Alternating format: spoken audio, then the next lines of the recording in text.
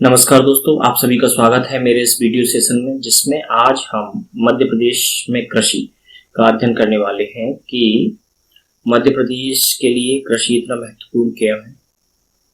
ठीक है, और उसे करने के क्या क्या तरीके हैं, किस प्रकार की जोतें हैं, जो मतलब किसानों को कैसे डिवाइड किया गया है, कौन कौन सी फसलें हैं, इस सब के बारे में इस चैप्टर में हम देखने वाले हैं। ठीक है, तो जैसा कि यहाँ पे लिखा है मध्य प्रदेश में कृषि, तो सबसे पहले हम देख लेते हैं कि मध्य प्रदेश में कृषि का क्या योगदान है। तो मध्य प्रदेश की जीडीपी में, मध्य प्रदेश के सकल घरेलू उत्पाद में क्या है, कृषि और उससे संबंधित क्षेत्र मतलब प्राइमरी सेक्टर का योगदान कितना है।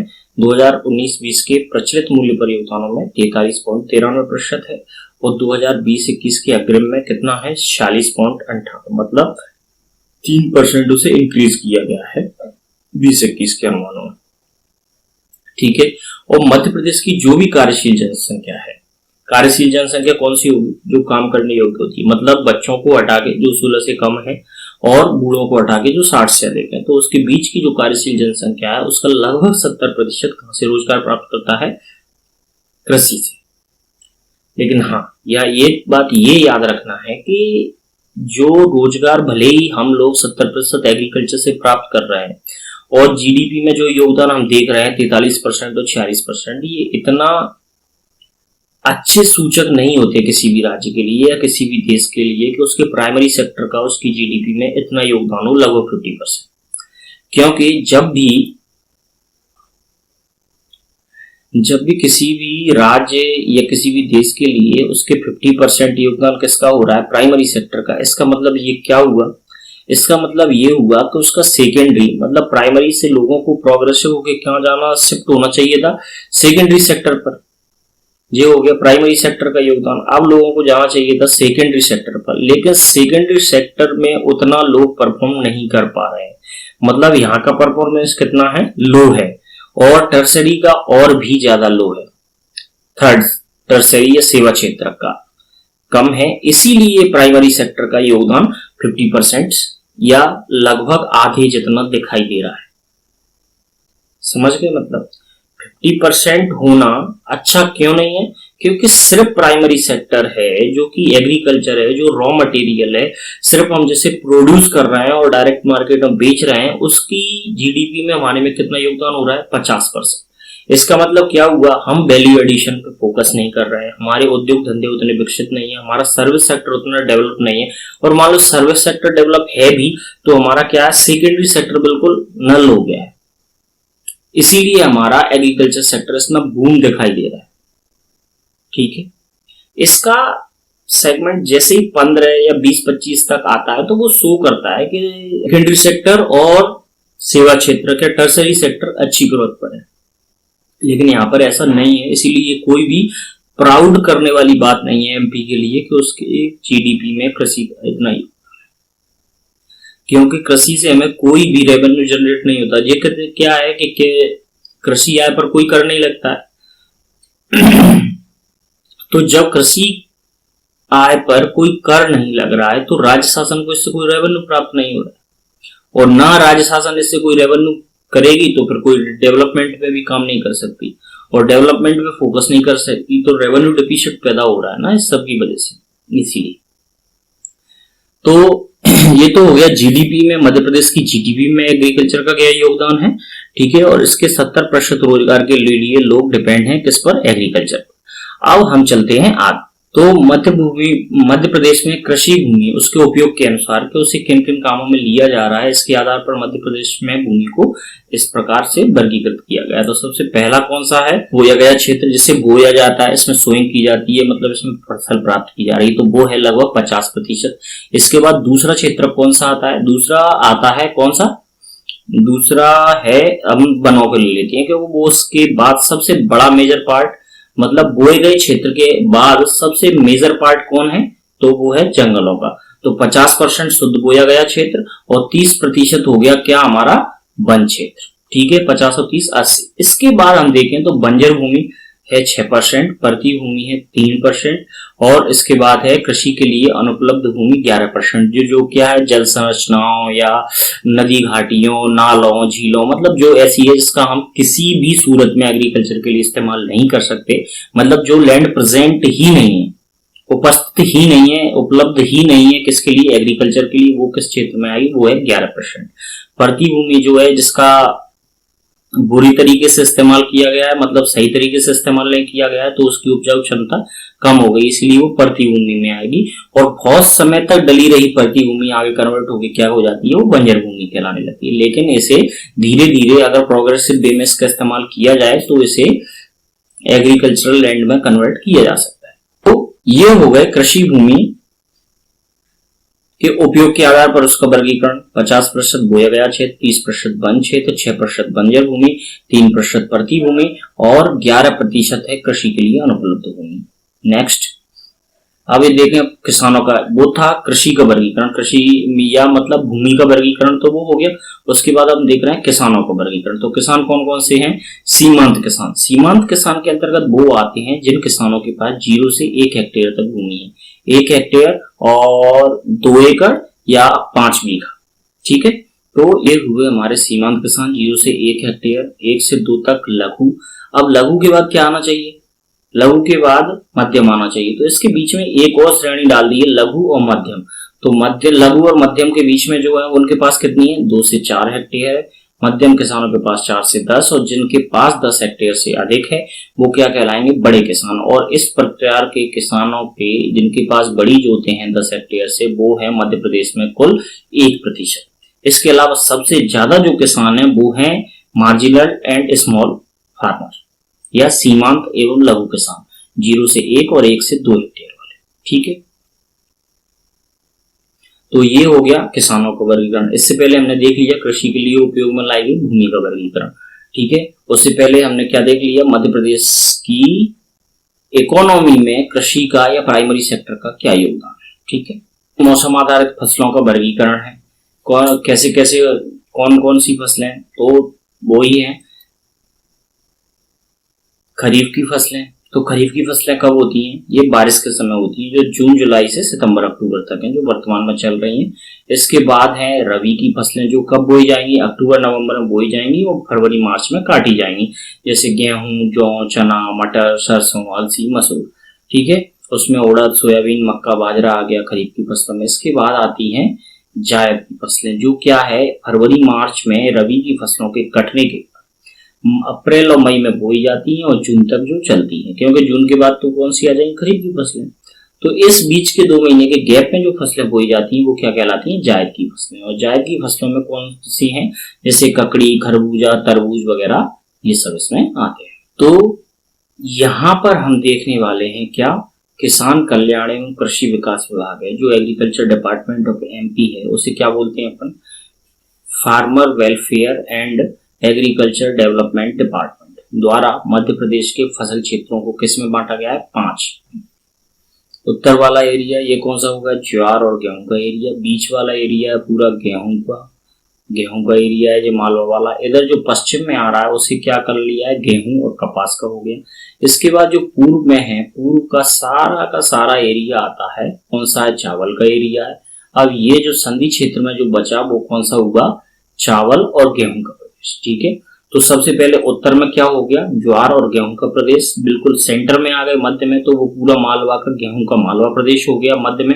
इसके बाद पश्चिम में गए तो गेहूं और कपास ऐड हो गया, और पूर्व में आए तो क्या है? ओनली चावल। और इसके बाद जो बीच में बघेलखंड वाला एरिया बचा उसमें क्या होता है? उसमें चावल और गेहूं का मिक्स क्रॉप, मतलब दोनों फसलें की जाती हैं, चावल और गेहूं की। तो इस तरीके से किसान कल्याण एवं कृषि विकास विभाग ने मध्य प्रदेश के को कितने 5 फसल क्षेत्रों में विभाजित किया है। ये तो हो गए 5 फसलीय क्षेत्र जो मुख्यतः हैं। इसके बाद हम कितने 7 उप फसली क्षेत्रों में बांटेंगे और 11 कृषि जलवायु प्रदेशों में से डिवाइड करने वाले। वो थे कृषि कल्याण एवं किसान विकास विभाग ने उन्हें डिवाइड किया था 5 फसली क्षेत्रों में। यहाँ पे क्या फसलों के आधार पर मध्य प्रदेश को 7 प्रमुख कृषि क्षेत्रों में बांटा। बस वही है, ये ज्वार का क्षेत्र हो गया, गुना, शिवपुरी, श्योपुर व पश्चिम मुरैना, ये गेहूं और ज्वार का क्षेत्र हो जाएगा।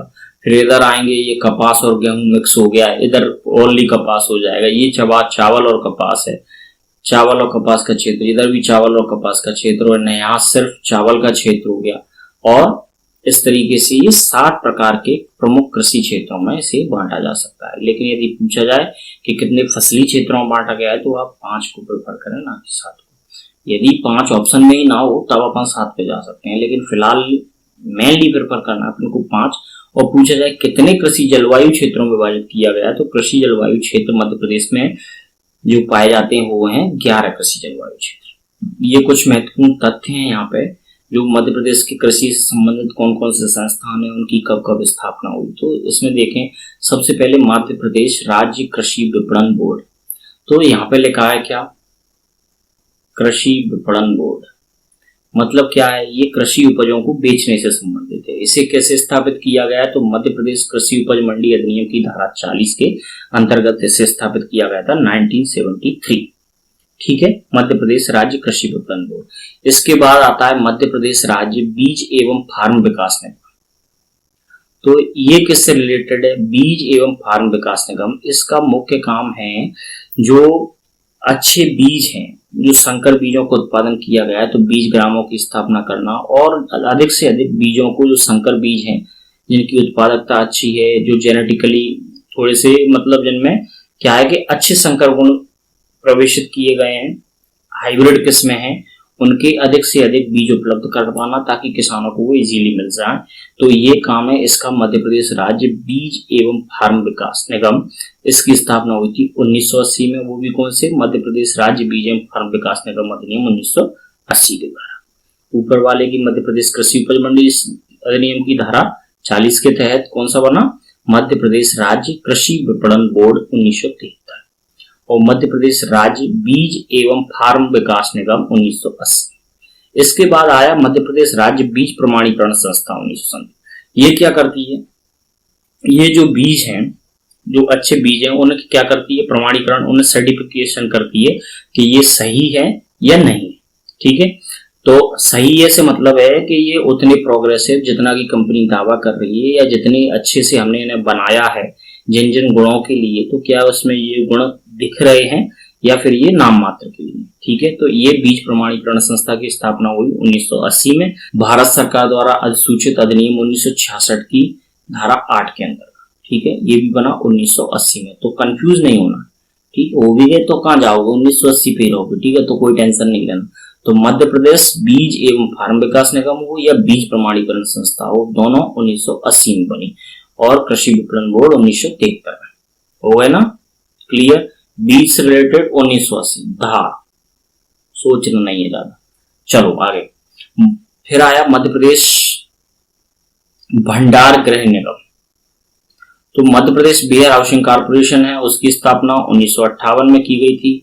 इसके बाद है मध्य प्रदेश कृषि उद्योग विकास निगम। यहाँ पे स्पष्टली यहाँ पे लिखा है कृषि उद्योग विकास, यहाँ पे कृषि नहीं, कृषि उद्योग। एग्रीकल्चर को क्या बनाने की चेष्टा करेगा, ये कृषि को उद्योग के रूप में ट्रांसफर करने की। एग्रीकल्चर ऐसी नहीं कन्वेंशनल फार्मिंग जैसी चलती जा रही है कि एक बार बोने गए, दूसरे बार काटने गए, बीच में कभी कभार जो गोड़ने नींदने जो भी जाते हैं सफाई के लिए गए, मतलब उसमें पूरी तरीके से नहीं जुटे होते हैं लोग। शेष समय क्या करते हैं, फार्मर घर पे बैठते हैं और चिल करते हैं। जबकि ये चाह रहे हैं कि एग्रीकल्चर को उद्योग के लेवल पे उसे पर डे काम किया जाए उसमें, और उसे इतना उद्योग की तरह उससे उत्पादन लिए जाए। तो उसके लिए डेवलपमेंट के लिए, उसके मैकेनाइजेशन के लिए, अच्छे प्रोडक्शन प्राप्त हो, ग्रोथ प्राप्त हो, उससे संबंधित उद्योग स्टेब्लिश हो, इसके लिए बनाया गया मध्य प्रदेश कृषि उद्योग विकास निगम 1969। हमने देख लिया कि भंडार गृह निगम, मध्य प्रदेश भंडार गृह निगम की स्थापना हो गई 1958 में। इसके बाद मध्य प्रदेश कृषि उद्योग विकास निगम की हो गई 1969 में। कृषि विपणन बोर्ड 1973 में, बीज एवं फार्म विकास निगम 1980 में, बीज प्रमाणीकरण संस्था 1980 में। ठीक है, ये सब हो गया। इसके बाद आते मध्य प्रदेश राज्य भूमि विकास निगम, लैंड डेवलपमेंट कॉर्पोरेशन। अब इसका क्या है, भूमि का विकास कैसे करेंगे, यही सोच रहे होगे ना कि ये भूमि विकास निगम है तो भूमि का विकास कैसे करेगा, भूमि तो उतनी रहने वाली है।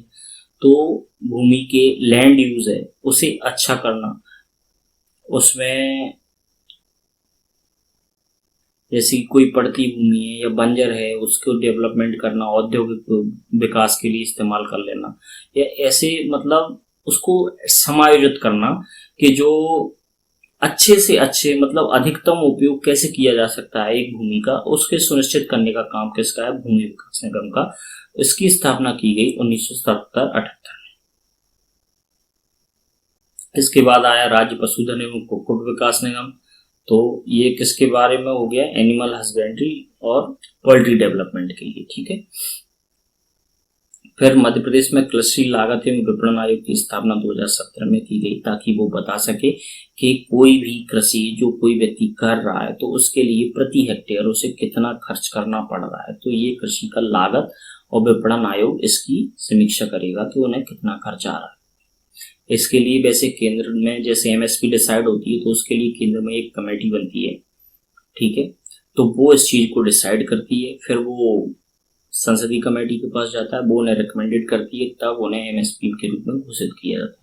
लेकिन राज्य ने अपनी तरफ से उस चीज का अंदाजा लगाने के लिए कि किसी भी फसल को करने में किसान को कितनी लागत लग रही है, उसे करने के लिए 2017 में नया कृषि लागत एवं विपणन आयोग की स्थापना की, ठीक है। मध्य प्रदेश राज्य जैविक कृषि नीति, तो ऑर्गेनिक फार्मिंग पॉलिसी कब घोषित की मध्य प्रदेश ने, 2011 में 2 जुलाई 2011 को इसे मंजूरी दे दी गई।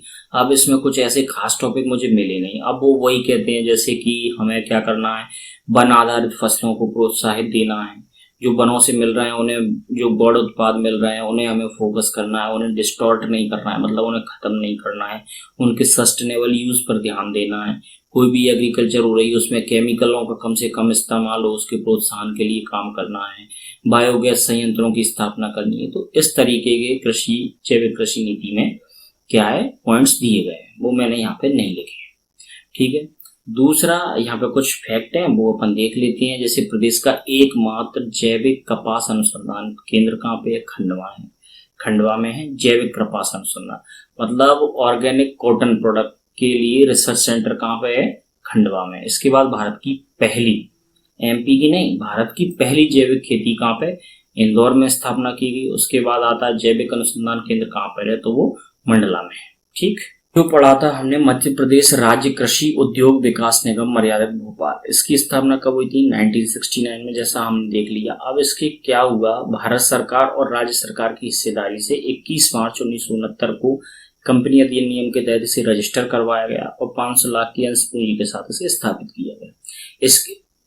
इसके मेजर 3 वर्किंग कंपोनेंट्स कौन से होंगे, वो ये हैं, कृषि उत्पादन में वृद्धि हेतु आधुनिक तकनीक उपलब्ध करना, मतलब मैकेनाइजेशन या latest state of art techniques उपलब्ध कराना एग्रीकल्चर के लिए, कृषि आधारित उद्योगों का विकास करना, ठीक है, जो कृषि से रिलेटेड उद्योग होते हैं जैसे फूड पार्क हैं, फूड इंडस्ट्रीज है, तो इसके लिए जो भी रॉ मटेरियल उपलब्ध होगा वो कहाँ से, एग्रीकल्चर से उपलब्ध होगा, तो ऐसे उद्योगों को बढ़ावा देना है। सहायक एवं संपूर्ण खाद्यान्न की उपलब्धता में और खाद्यान्न की जो उपलब्धता हो रही है उसमें हमें वृद्धि के लिए योगदान देना।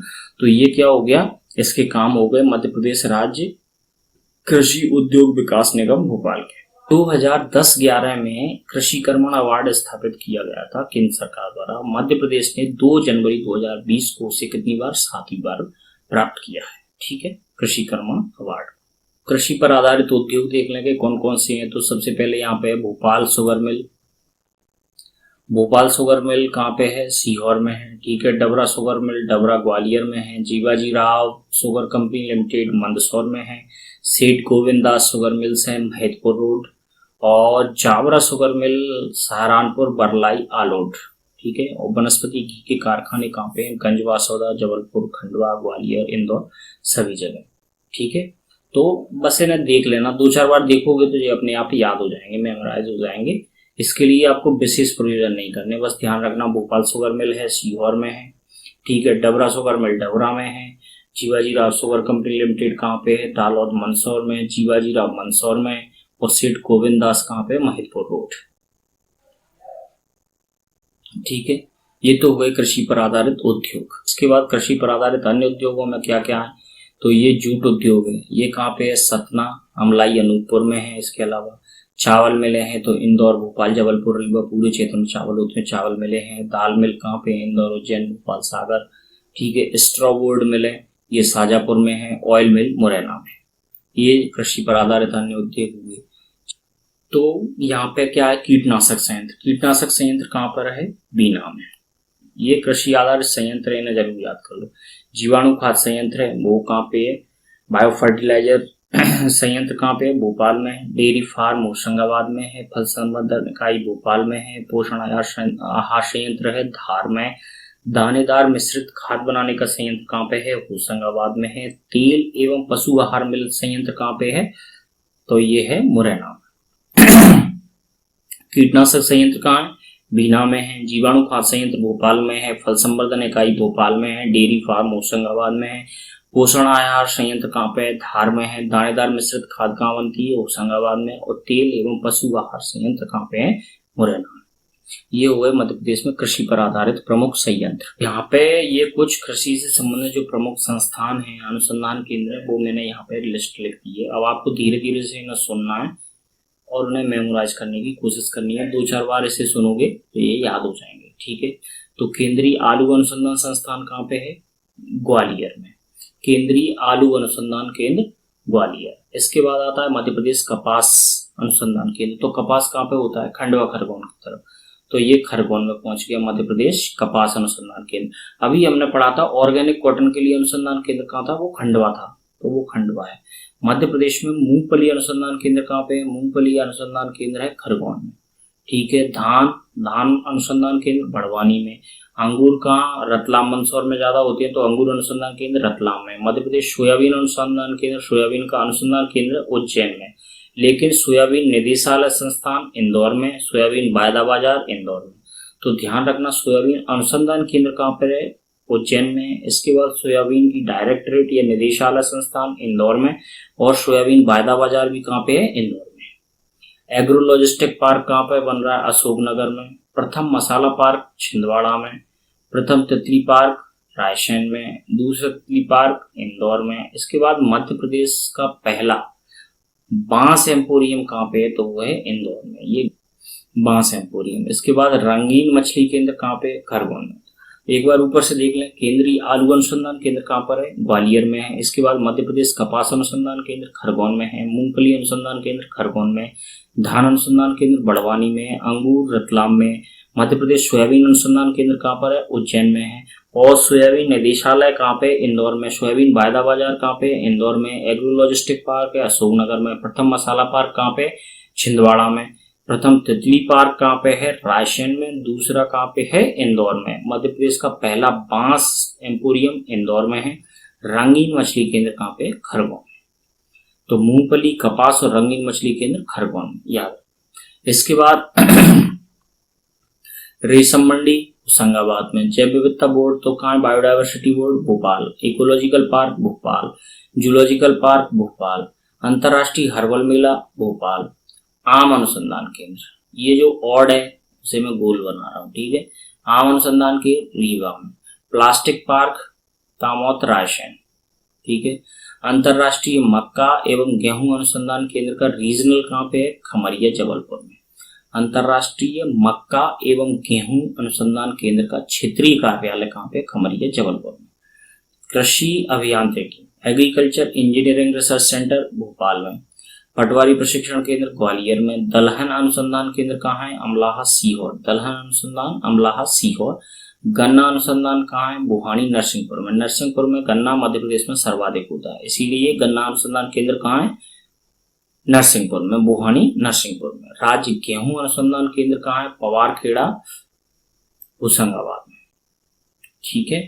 यहाँ लॉजिस्टिक जो रेलवे का एक लॉजिस्टिक हब है वो भी पवारखेड़ा में स्टेब्लिश किया गया है। ठीक है। और राज्य गेहूं अनुसंधान केंद्र कहाँ है? पवारखेड़ा होशंगाबाद में। ठीक। गन्ना अनुसंधान केंद्र नरसिंहपुर में। दलहन अनुसंधान केंद्र कहाँ पे है? सीहोर में। और पटवारी प्रशिक्षण केंद्र ग्वालियर है। कृषि अभियांत्रिकी अनुसंधान केंद्र कहाँ पे है? Agriculture engineering research centre Bhopal में। अंतरराष्ट्रीय मक्का एवं गेहूं अनुसंधान केंद्र का क्षेत्रीय कार्यालय कहाँ पे? खबरिया जबलपुर में। प्लास्टिक पार्क रायसेन में। आम अनुसंधान केंद्र कहाँ पे? रीवा। ऑड है ये। इसके बाद जूलॉजिकल पार्क, इकोलॉजिकल पार्क, जैव विविधता बोर्ड, ये सारे के सारे भोपाल। अंतर्राष्ट्रीय हर्बल मेला भोपाल में, रेशम मंडी होशंगाबाद में। इतने सारे याद रखने हैं, कुछ और मिल जाए वो भी याद कर लेना, तो क्या टेक मार्क में बड़ी सपोर्ट हो जाएगी अपन को। चलो मिलते हैं नेक्स्ट वीडियो में, तब तक नीचे वाले सब्सक्राइब बटन को दबाना मत भूलिएगा। Okay bye.